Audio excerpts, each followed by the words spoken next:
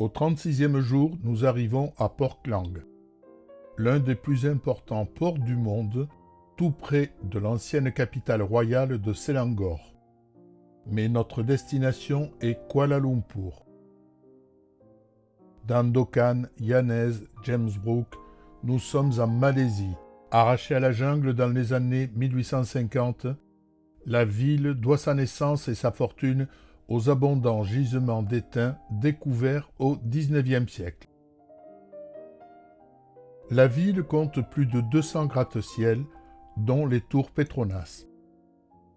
Leur architecture fait intervenir divers symboles des composantes de la population nationale, les aspects malais, islamiques, mais aussi chinois, avec une hauteur de 452 mètres et 88 étages.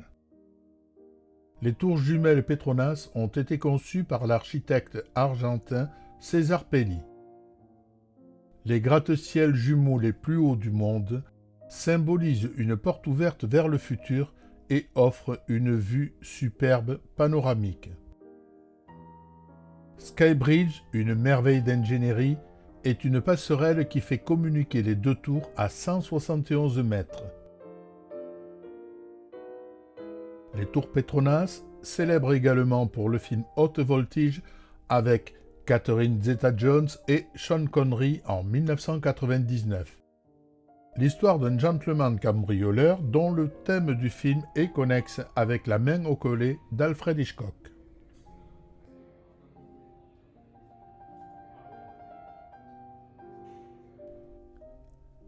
En plus des bureaux du géant pétrolier malais Petronas, cet édifice contient 1 700 000 m² de boutiques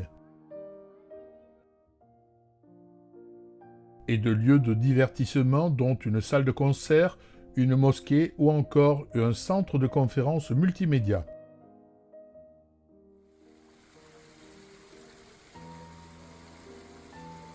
Kuala Lumpur est un jardin équatorial caractérisé par une saison unique.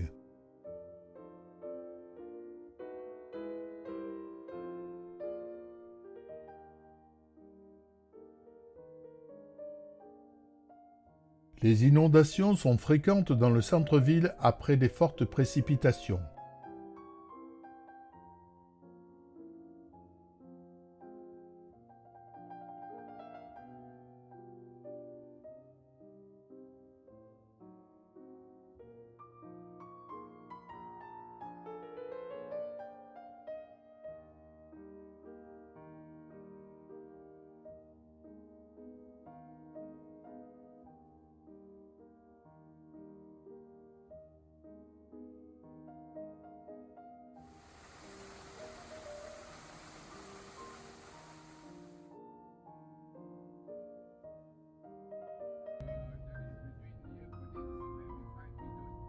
Durant la Seconde Guerre mondiale, la ville est dévastée et conquise par l'armée impériale japonaise en 1942.